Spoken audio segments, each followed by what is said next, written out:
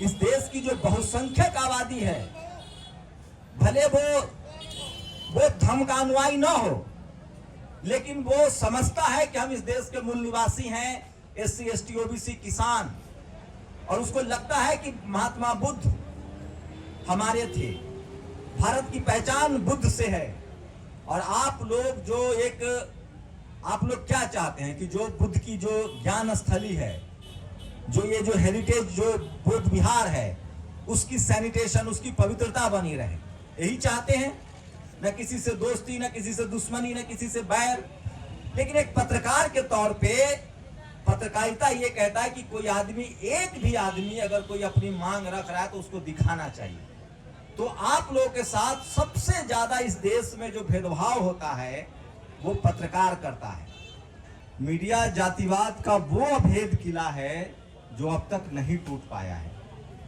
इस देश में संविधान लागू होने के बाद हर जगह से जातिवाद थोड़ा बहुत नहीं, बहुत ज्यादा खत्म हुआ है।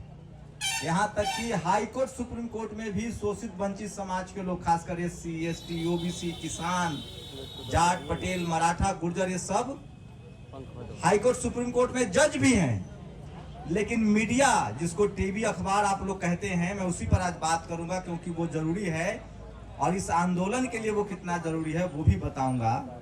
SC ST OBC, किसान, अल्पसंख्यक जब कोई धरना, प्रदर्शन या जब कोई डिमांड रखता है तो उसको क्यों नहीं दिखाया जाता है? अभी सोचिए, आजकल चूंकि ये धार्मिक मसला है, यहाँ के जो धर्म के अनुयायी हैं वो चाह रहे हैं कि जो बुद्ध विहार है उसमें हमारी हिस्सेदारी हो पूरी तरह से। सही है, गलत है, सरकार क्या करेगी ये तो सरकार जाने, लेकिन मैं एक पत्रकार के तौर पे कैसे देख रहा हूं वो बता रहा हूं। मैं देखता हूं कि सोचिए, अभी मुस्लिम समाज का वक्फ बिल आया, उसको लेकर इस देश के तमाम टेलीविजन चैनल ने बहस किया, रोज खबर दिखाया और इस देश के खासकर हिंदुओं को समझाया गया, खासकर SC ST OBC हिंदुओं को, कि इससे तुमको फायदा होगा, तुमको जमीनें मिल जाएंगी, जबकि सब झूठ है। और सोशल मीडिया आ गया है। सोचिए, इतना बड़ा आंदोलन है, दुनिया में दर्जनों देश जो हैं, खासकर साउथ ईस्ट एशिया में सारे बुद्धिस्ट कंट्री हैं, भारत के मूल निवासी चाहे वो किसी भी जाति के हो, सब बुद्ध के अनुयायी हैं। पहले क्या था? 4 ही तो कुल थे, शाक्त कुल, जिसके महात्मा बुद्ध थे, यही थे ना। उसके बाद उनकी माँ थी, कोली वंश था, शाक्त वंश था, नंद वंश था, मौर्य वंश था, और क्षत्रिय थे जिसको क्षत्रिय कहा जाता है। लेकिन इन चारों वंश के खिलाफ आज की मीडिया है। शाक्त वंश के भी खिलाफ है, उनके भी लोग नहीं है, कोली वंश के लोग नहीं है, क्षत्रिय, जाट, पटेल, मराठा, गुर्जर। सोचिए, आप लोग को लगता होगा कि लोग कट्टर हिंदू हैं, उनके साथ भी भेदभाव होता है। मराठा आरक्षण मांगते हैं, उनके खिलाफ दिखाता है। जाट आरक्षण मांग रहे थे, उनके खिलाफ दिखाया, उनको भी गोली मारी गई। गुर्जर आरक्षण मांग रहे थे, उनके भी खिलाफ दिखाया गया, उनको भी गोलियां मारी गई। मराठाओं को नहीं मिला। तो इस देश में जो टीवी अखबार है, आप लोग नहीं मानिएगा, जिनका इस देश के मंदिरों पर कब्जा है, उन्हीं का टीवी अखबारों पर कब्जा है, और इसलिए वो आप लोग को नहीं दिखाते हैं। लेकिन आज के समय में आप लोग फॉर्चुनेट हैं, और आप लोग को तो सोचिए, तथागत बुद्ध के समय कौन सी मीडिया थी, फिर भी उनकी बात पहुंची। सम्राट अशोक के समय बात पहुंची, क्योंकि देखिए, यहाँ जो भी लोग आए हैं, आप सब लोग जागरूक लोग हैं, और मैं पत्रकार हूँ और वंचित समाज से भी हूँ, और मैं इसलिए आता हूँ यहाँ, तीसरी बार आया हूँ या चौथी बार, क्योंकि एक पत्रकार के तौर पे मेरी नैतिक जिम्मेदारी है। सोचिए, इस देश में जातिवाद जो है, वो सबसे ज्यादा जो जातिवाद है वो मीडिया में है। मीडिया जातिवाद का वो अभेद किला है जो अब तक नहीं टूट पाया है। इस देश में संविधान लागू होने के बाद हर जगह से जातिवाद थोड़ा बहुत नहीं, बहुत ज्यादा खत्म हुआ है।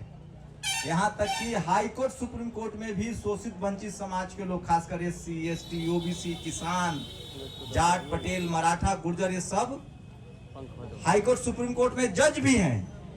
लेकिन मीडिया, जिसको टीवी अखबार आप लोग कहते हैं, मैं उसी पर आज बात करूंगा क्योंकि वो जरूरी है और इस आंदोलन के लिए वो कितना जरूरी है वो भी बताऊंगा।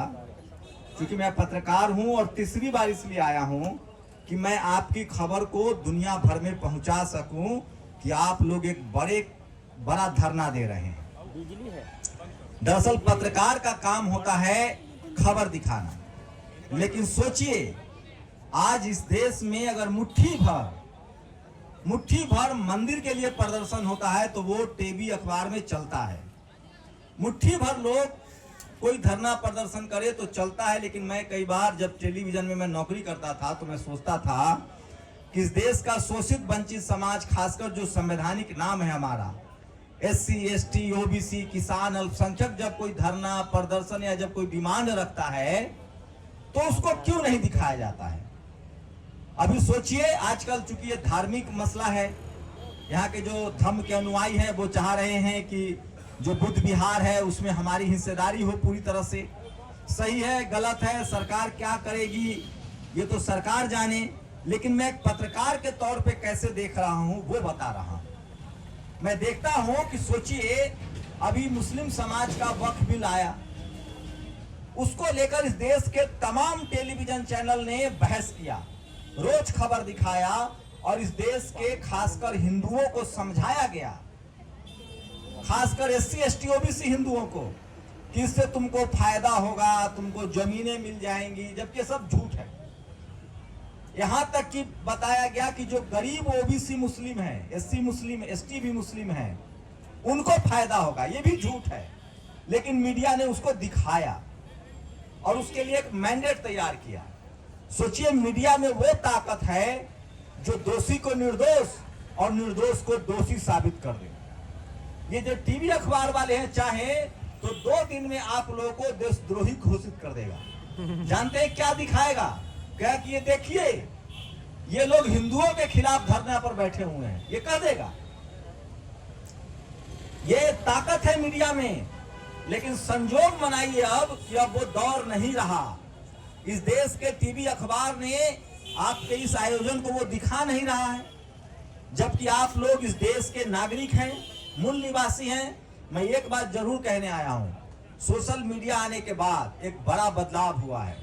इस देश की जो बहुसंख्यक आबादी है, भले वो धर्म का अनुयायी न हो, लेकिन वो समझता है कि हम इस देश के मूल निवासी हैं, SC, ST, OBC, किसान, और उसको लगता है कि महात्मा बुद्ध हमारे थे, भारत की पहचान बुद्ध से है। और आप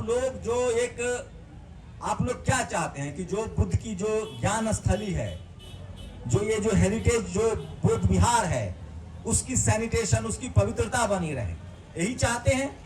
न किसी से दोस्ती, न किसी से दुश्मनी, न किसी से बैर।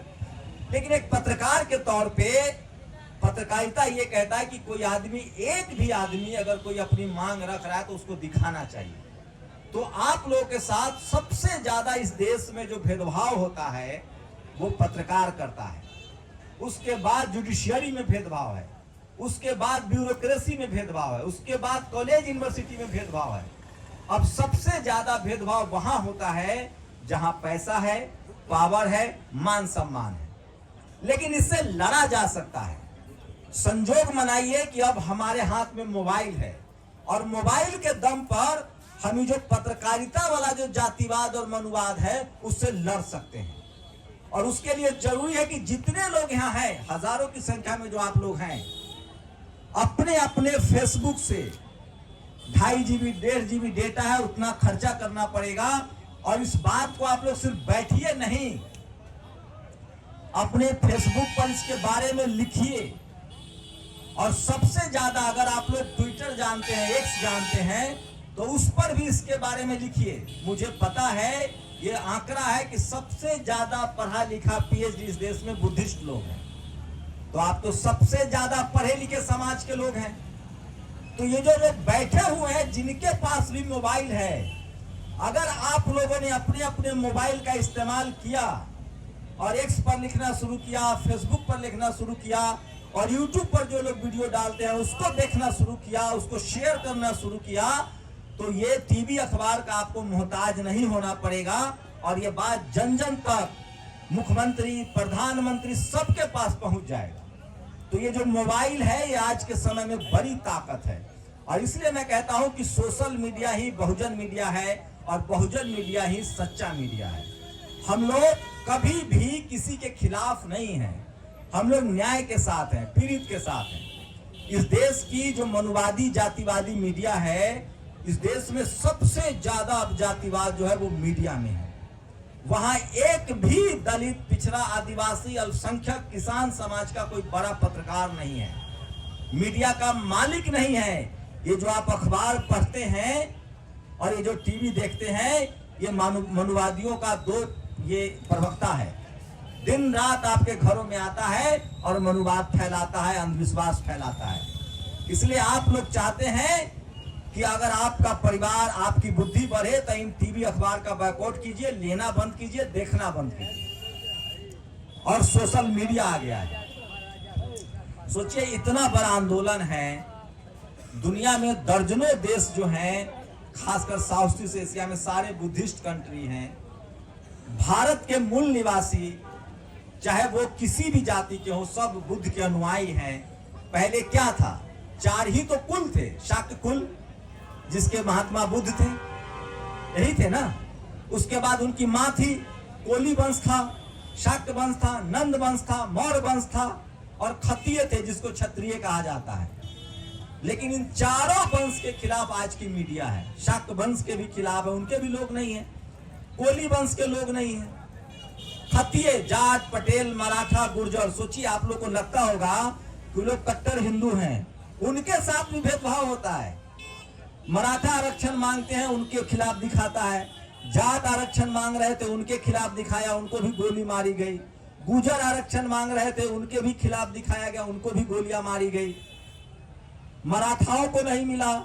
तो इस देश में जो टीवी अखबार है, आप लोग नहीं मानिएगा, जिनका इस देश के मंदिरों पर कब्जा है, उन्हीं का टीवी अखबारों पर कब्जा है और इसीलिए वो आप लोग को नहीं दिखाते हैं।